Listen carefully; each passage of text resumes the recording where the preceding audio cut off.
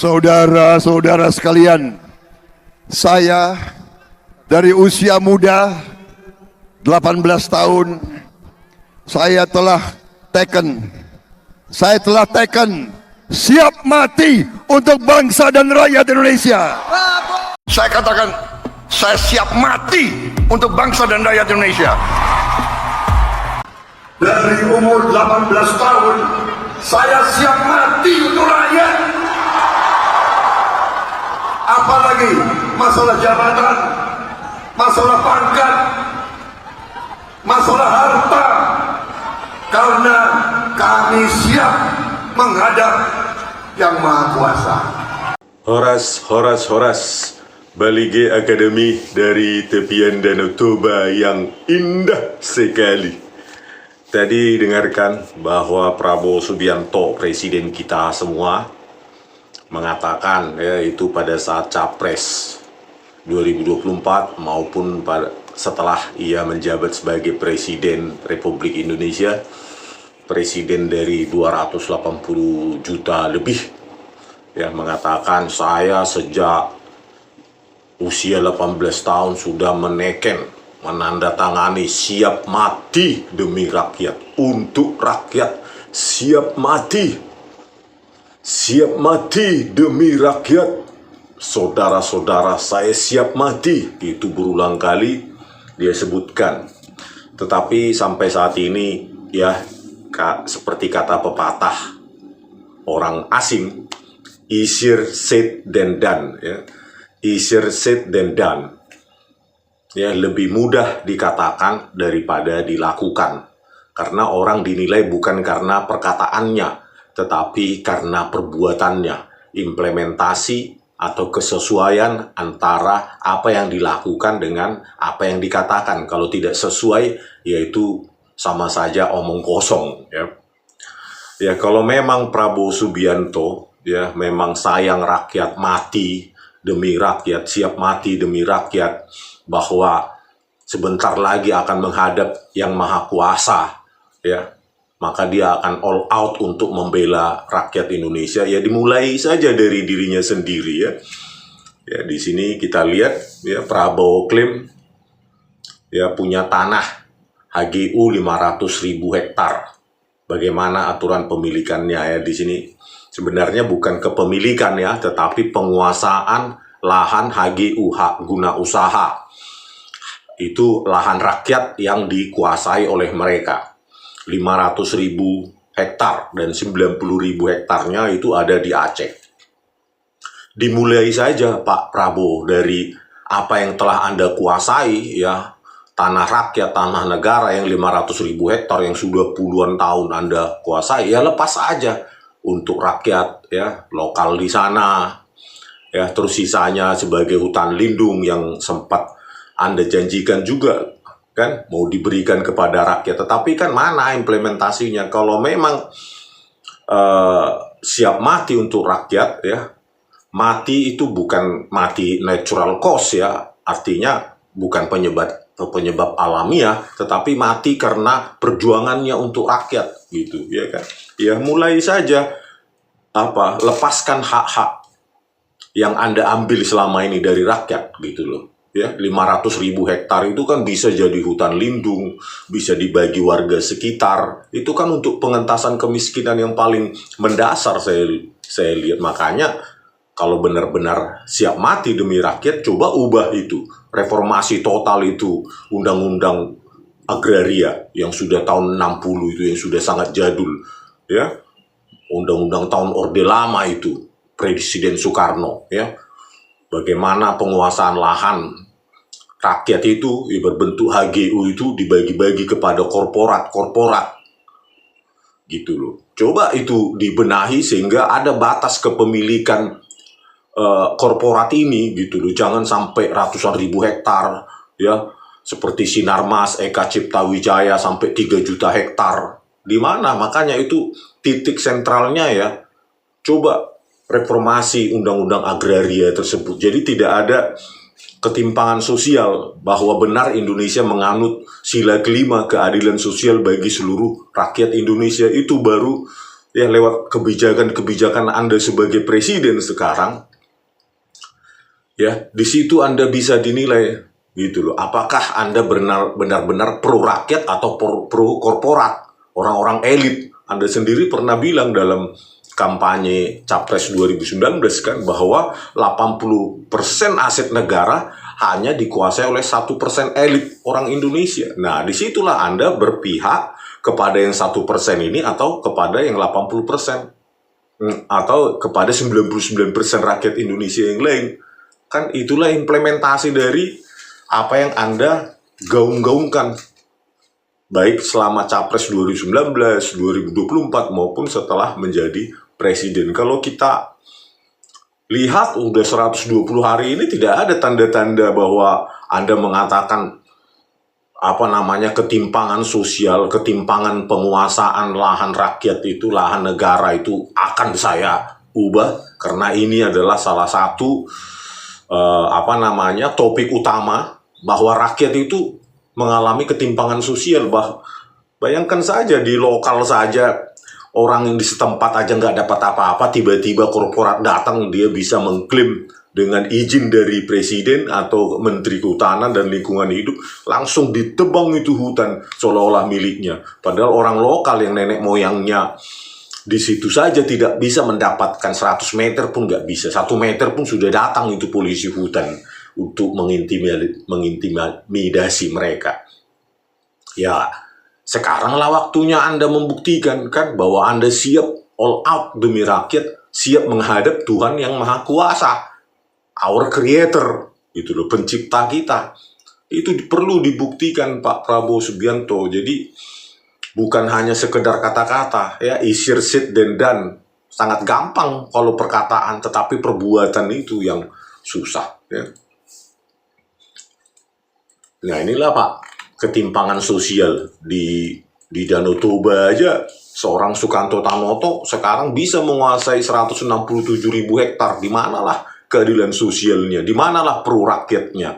Semena-mena dia menghabisi pendapatan rakyat lewat hutan lindung selama ini, mencari kemenyan dan lainnya, tetapi langsung dimiliki oleh ini, ya, dulu 200 ribuan, turun 186, turun lagi sekarang 167.000 hektar oleh seorang Sukanto Tanoto. Orang lokal saja di Tanah Batak 1 meter aja pun tidak ada hak guna usahanya, tetapi negara langsung memberikan ini kepada seseorang atau korporat atas nama korporat atau badan hukum. Di mana pro rakyatnya? Sekaranglah Anda waktunya untuk mengubah ini semua. Ubah semua Pak, terutama reformasi undang-undang agraria yang sudah sangat jadul itu, ya, 1960 ditandatangani oleh Presiden Soekarno. Inilah orang-orang yang menguasai sekarang. Theodor Rahmat and Family, Martua Sitorus, Sukanto Tanoto, Peter Sonda, Haritanu Sudibyo, 62.000 hektar, Surya Paloh, Luhut Bin Sarpanjaitan, Sakti Wahyu Trenggono, Osman Sabta Odang. Ya, ini lagi anak buah bapak ini, Erick Thohir dan keluarganya, 482.000 hektar, tambang di Kalteng, Sulsel. Ya, Saleh Husin, 81.000 hektar lebih, lahan kehutanan di Kalimantan Timur, Ferry Mursi dan Baldan, dan Hanifah Husain, 5.300, dan yang lainnya. Kan ini tidak pro rakyat, ini kan harus diubah. Ya, distribusi tanah, distribusi lahan dalam bentuk HGU, ya harus dibatasi lah.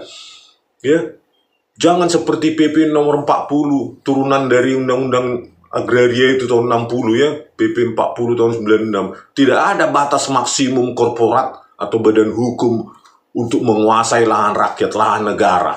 Padahal ketika berperang melawan penjajah Belanda, semua orang, semua rakyat bersatu hanya dengan modal bambu runcing, untuk bahkan banyak yang tewas. Tetapi setelah merdeka kita, hanya orang-orang segelintir ini yang menguasai, yang seperti Bapak bilang lah. Nah, 1% elit ini menguasai 80% aset negara, terutama dalam bentuk HGU ini, hak guna usaha, untuk sawit, karet, ya, perkebunan dan pertambangan. Gimana Pak? Ayolah buktikan statement Bapak itu siap mati dengan menunjukkan kebijakan-kebijakan yang berpihak kepada rakyat, walaupun itu melawan oligarki yang kemungkinan membiayai Anda sebagai capres saat itu ya. Jadi bisa kita lihat ini dari sumber dari Walhi. Bagaimana Sinarmas Group, ya, Sinarmas Group, ya, pemiliknya Eka Cipta Wijaya itu bisa menguasai 3 juta hektar lebih. Padahal lahan hutan di Indonesia ini paling 250 juta hektar saja. Dan tersisa sekarang 101 juta hektar lagi yang Anda akan terabas lagi 2 juta hektar. Ya. Tinggal 100 juta hektar lagi. Hanya untuk lahan footage state Anda tebang lagi yang lain. Padahal sisanya tinggal 101 juta hektar. Padahal ini ada lahan-lahan yang dikuasai oleh kelompok-kelompok bisnis elit-elit ini yang harus dilepas. Gitu loh. Dibagikan ke rakyat untuk footage state.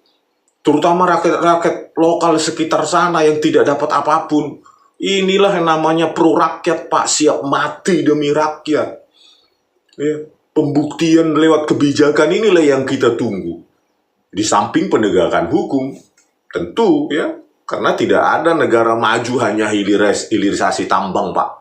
Hilirisasi tambang lewat kaum elit ini malah menciptakan ketimpangan sosial. Ya, Luhut Binsar Panjaitan, Erick Thohir dan lainnya, kaum elit ini yang kaya lewat hilirisasi tambang itu. Ya, lahan rusak, hutan rusak. Tetapi yang makin kaya yang 1% elit ini yang Bapak bilang itu. Ya rakyat cuma sekedar pekerja. Gitu loh. Jadi ya makin ketimpangan sosial, makin gini rasio kita, makin menunjukkan ketimpangan sosial yang makin lebar, maka ada kecemburuan sosial. Tidak ada stabilitas kalau ketimpangan sosial semakin melebar. Kan begitu ya. Mulailah dengan reformasi agraria ini, Pak. Jadi jangan ditunda-tunda lagi. Ya.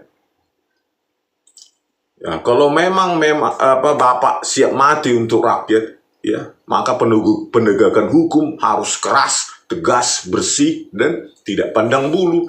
Bagaimana dengan di kabinet Bapak Erlangga Hartarto itu, ya, Lin Che-wei, ya, sebagai asistennya, staf ahlinya di penjara. Sementara yang mengeluarkan kebijakan Erlangga Hartarto dan Muhammad Lutfi sampai sekarang masih aman. Padahal atas kebijakan mereka negara rugi 6 triliun, tetapi dia aman. Ya, itulah kalau perkataan lebih gampang diucapkan ya daripada dilakukan. Cobalah, Pak. Seret orang ini ke penjara. Negara sudah rugi 6 triliun. Uang rakyat itu 6 triliun dibuat dia, ya.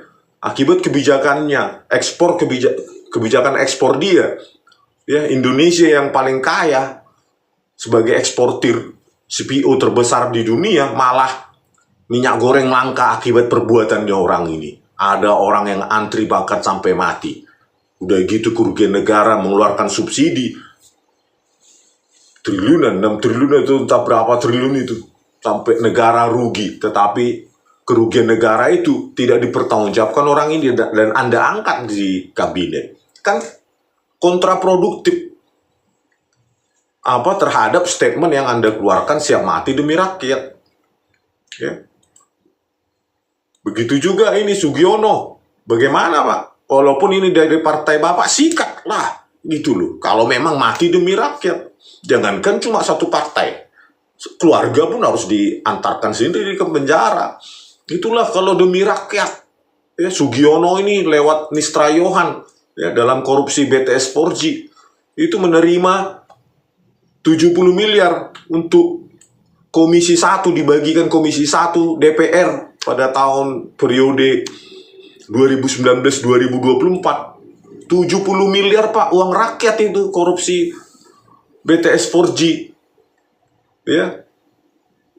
Jadi bagaimana kalau orang-orang ini masih malah menjadi menteri luar negeri? Ya, harusnya semua diberangus itu semua. Siapa yang menerima di Komisi 1 DPR tahun 2019-2024? Siapa saja.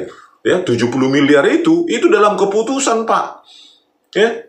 Dalam keputusan itu sudah ada saksi-saksi, tapi tidak ditindaklanjuti oleh Jaksa Agung. Karena apa ya? Takut. Kecuali ada instruksi eksplisit dari Pak Prabowo Subianto, tangkap semua, saya yang tanggung jawab, saya apanya. Kan gitu. Ya, ini orang harus diseret ke pengadilan, di penjara. Sugiono, Mistra Yohan, dan semua yang menerima uang itu.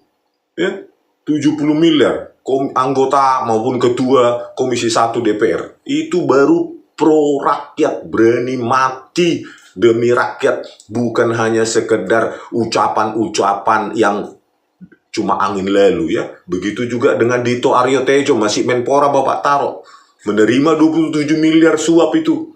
Kasus yang sama, BTS 4G. Ya, korupsi BTS 4G yang merugikan negara 8 triliun lebih. Itu uang rakyat, Pak. Ya kalau pro rakyat ya siapa yang menyuri, memaling uang rakyat itu harus kita sikat. Gitu loh. Itu baru pro rakyat, pro rakyat, mati demi rakyat. Ya, 27 miliar. Tim sukses Joko Widodo, kampanye Pilpres. Juga nggak tersentuh. Windu Aji Sutanto, 75 miliar itu. Ya, semua orang ini berlomba-lomba untuk apa? Memengaruhi penyidikan. Artinya ya, menghentikan ya, maklar. Menghentikan penyidikan dan penyelidikan di Kejaksaan Agung. Baik Mistra Yohan dan Sugiono di Komisi 1 DPR, Dito Aryo Tejo juga, maupun si Windu Aji Sutanto ini, gitu loh, maklar kasus, gitu loh, supaya Kejaksaan Agung menghentikan penyidikan. Tapi ini nggak ditangkap. Bagaimana pro rakyat kalau maling uang rakyat itu bukan hanya dibiarkan lepas, tetapi malah diangkat dalam kabinet Anda? Kan kontraproduktif. Ya, kalau orang bilang ya omon-omon ya, itu namanya omon-omon, gitu loh. Ya, statement omon-omon. Jangan sampai Anda terkenal sebagai presiden omon-omon, ya. Ucapan apanya ketika di podium berorasi seperti macan, ya, pada saat implementasi kucing meong, ya, diusir aja gini, siram air langsung lari, kan gitu. Kita butuh implementasi, ya, kesesuaian, ya, antara perkataan dan perbuatan. Ya. Terus kasus hukum, berani nggak Bapak menangkap Tito Karnavian dan Krisnamurti ini? Otak rekayasa video CCTV, BB Digital, Jessica Wongso. Ya, saya sudah tantang Pak Kapolri, ya, Listio Sigit Prabowo. Kalau saya salah, tangkap saya, gitu loh. Ya. Pilihannya ada dua, saya ditangkap, seumur hidup pun saya siap. Gitu. Saya kalau ditersangkakan saya hari ini, besok saya sudah langsung berangkat ke Bareskrim untuk ditangkap. Di penjara. Kalau saya salah, mereka buktikan saya salah. Ya. Video CCTV Jessica Wongso direkayasa oleh Bareskrim Polri, Pak. Lewat kepala laboratorium forensiknya, Muhammad Noah Lazar, dulu AKBP, sekarang Kombes, ini orang. Ya, ini loh Pak, rekayasa kasus seperti ini loh, pengkhianat negara. Siapa Kapoldanya saat itu? Ya Tito Karnavian. Direktur Reskrimumnya Krisnamurti. Kalau Bapak pro rakyat berarti pro penegakan hukum. Jangan sampai rakyatku direkayasa hanya karena untuk jenderalmu, prestasimu. Ini mereka dua, Pak. Ya. Kalau saya salah, saya sudah teriak-teriak 1 tahun ini. Supaya apa, Pak? Bukan karena Jessica, Pak. Bukan bias pribadi, nggak ada. Saya nggak kenal mereka, ya, Jessica maupun Tina Cirebon, nggak kenal. Tetapi supaya jangan terjadi lagi rekayasa kasus, rekayasa barang bukti digital di kasus yang lain. Bapak pun bisa direkayasa kalau seperti ini kinerja kepolisian. Bisa direkayasa, gampang Pak. Barang bukti digital itu direkayasa. Nah, kalau pro rakyat, siap mati demi rakyat, tangkap itu Tito Karnavian dan Krisnamurti. Atau tangkap saya, kalau saya salah. Gitu, Pak. Ya, begitu juga kasus Tina Cirebon. Pak, bagaimana ini, Pak? Rudiana, kok sepertinya di atas hukum dia, ya? Inilah kesaksian mereka di pengadilan. berkesesuaian semua. Bahwa mereka dipukul kepalanya pakai gembok, disuruh minum air kencing, ya, terus penyiksaan lain-lain. Ada yang pinggangnya ditembak. Bagaimana ini sampai seorang Ibtu saja, Rudiana dan lainnya itu bisa tak tersentuh, untouchable oleh hukum positif, hukum negara kita. Bayangkanlah, seorang Rudiana, Ibtu saja nggak bisa kita selesaikan republik ini. Di republik ini penegakan hukum. Bahkan bukti ilmiah pun sengaja tidak dihadirkan di persidangan, tidak dibahas. Ekstraksi SMS pada pukul 22.14.10 yang harusnya membebaskan mereka karena tidak sesuai time frame-nya dengan tindakan yang dituduhkan, gitu loh, yang dituntut, yang didakwa. Terus bagaimana, Pak? Pro rakyatnya di mana penegakan hukum di Indonesia sampai Kapolri Listio Sigit Prabowo itu pun mandul kewenangan? Ya, bayangkanlah ini tim susnya saja tidak ada sampai hari ini, kita tunggu-tunggu hasilnya apa. Terus bagaimana, Bapak harusnya keluarkan statement lah untuk penegakan hukum untuk rakyat kecil. Ya, jangan statement abstrak siap mati demi rakyat. Saya sudah teken saat usia 18 tahun. Semua orang bisa ngomong begitu, Pak. Semua orang, bahkan saya saja yang nobody, saya bisa ngomong seperti itu. Tapi kan gak ada orang yang percaya kalau gak ada hasil dari perbuatannya, ya. Inilah yang membuat kepolisian terburuk se-Asia Tenggara. Ini orang luar yang melihat, Pak, bukan survei dalam negeri. Di mana-mana rakyat, ya, setuju bahwa kepolisian Indonesia terburuk se-Asia Tenggara. Nah, inilah harus dibenahi. Bagaimana caranya? Harusnya 100 hari kemarin itu, ya, yang Anda singgung sebagai presiden adalah bukan hanya makan bergizi gratis, tapi penegakan hukum.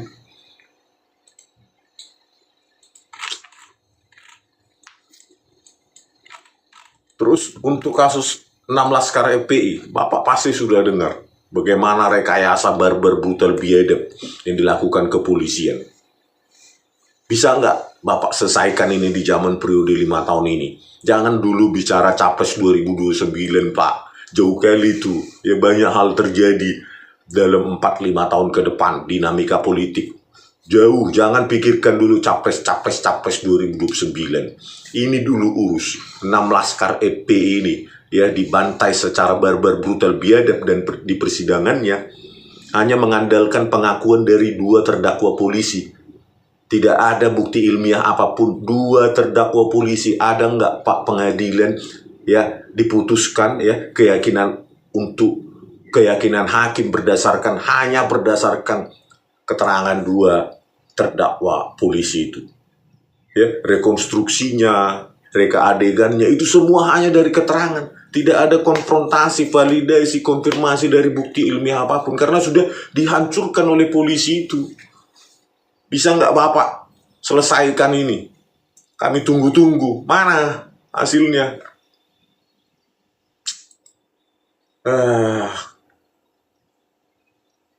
Inilah Pak. Ya. Rest area mengakunya tidak diborgol. Tempat Laskar FPI yang dibawa itu. Terus rest areanya dibongkar. Kan ini hanya di negara bobrok seperti ini. TKP-nya dihancurkan. Persidangan belum dimulai. Ya, tidak ada garis polisi. Sisi fiber optik 20 jam sebelum kejadian putus. Coba lah, nggak malu kita sebagai negara besar seperti ini. Ya, Timur Leste saja mendengar ini, tertawa ini penegakan hukum semacam ini. Ya, saya yakin kepolisian di Timur Leste jauh lebih baik daripada di Indonesia. CCTV dan HP masyarakat di rest area KM 50 diperintah polisi untuk dihapus, tetapi polisi yang memerintah itu tidak ditangkap, dipecat, dipidanakan. Rekonstruksi atau reka adegan hanya berdasarkan pada keterangan terdakwa. Ya, rekonstruksi Inavis pun yang ahli katanya ilmiah, masa hanya berdasarkan keterangan terdakwa, tidak ada fingerprint analisis, tidak ada face atau object recognition dari video CCTV. Karena apa? Sudah dibilang putus, udah dihapus. Bukti sajam, ya, dan senjata, celurit dan lain-lain. Hanya keterangan dari kedua terdakwa itu. Siapa yang mau percaya, Pak? Siapa yang mau percaya omongan Bapak itu bahwa rela mati demi rakyat? Ini kita bukan berperang melawan negara lain, Pak, tetapi pengkhianat-pengkhianat di Indonesia ini, di dalam tubuh kepolisian, terutama yang mengkhianat, bahkan di kabinet Anda sendiri, Sugiono, Erlangga Hartarto, Dito Aryo Tejo, kok malah dimuliakan? Tito Karnavian, parah. Ya, di samping penegakan hukum ya tadi itu ya kaitannya dengan ketimpangan sosial, bagaimana ya rakyat miskin tapi tunjangan PNS ini bisa sampai 117 juta sebulan ya. Ketua Mahkamah Agung 121 juta sebulan. Indonesia sedang miskin-miskinnya. Ya, APBN masih dalam proyeksi 3.000 triliun. Tetapi bayar pokok hutang dan bunga hutang 1.353 triliun untuk tahun 2025. Sisa cuma 1.600-an triliun. Tetapi ASN tunjangannya gila-gilaan. Tidak ada merasa miskin. Coba Pak, ada yang 29 juta, ada yang 117 juta, 121 juta. Aduh, ini kementerian yang paling elit ini. Dirjen Pajak, Kementerian Keuangan, BPK, TNI, Polri. Ya, tunjangan tertingginya sampai 41 juta, 46 juta, 117 juta. Mana pro rakyatnya kalau mereka berpesta pora di atas penderitaan rakyat sekarang? Ya. Harusnya kalau Bapak benar-benar pro rakyat, rela mati demi rakyat, turunkan itu PPN itu, Pak. Jangan naik jadi 11%, malah jadi 8%, 7%, 6%. Seperti di Vietnam, itu baru pro rakyat, mati demi rakyat. Ini rakyat sedang susah, dinaikkan PPN 11%, malah mau 12%. Mana nggak ada kesesuaian sama sekali antara statement mau dengan implementasi. Gampang mengucapkan, sulit untuk melakukannya. Itulah pesan saya sama Bapak sampai 120 hampir. Ya sudah 4 bulan ya. Sudah 4 bulan ini. Ya mulai Oktober, November, Desember, Januari, Februari. 4 bulan. 120 hari. Gak ada bayang-bayang penegakan hukum akan Anda perbaiki. Ya, ketimpangan sosial lewat reformasi agraria Anda perbaiki, ya. Terus ini tukin ini juga Anda perbaiki. Ini zaman Joko Widodo semua, ya. Menikmati tukin tinggi ini tanpa melihat penderitaan rakyat, ini kan harus diperbaiki, harus dirubah. Ya adalah parameternya, jangan suka-suka 117 juta, apa parameternya, ya. Kenapa dia dapat sebegitu? Berapa kali UMR dia itu? UMR Indonesia rata-rata 3 juta. Itu kan hampir 40 kali lipat. Masa ada pejabat ASN sampai 40 kali lipat UMR? Ini kan hanya negara label seperti ini. Harus dibenahi. Ya. Oke pemirsa, sampai jumpa di video kami selanjutnya. Horas.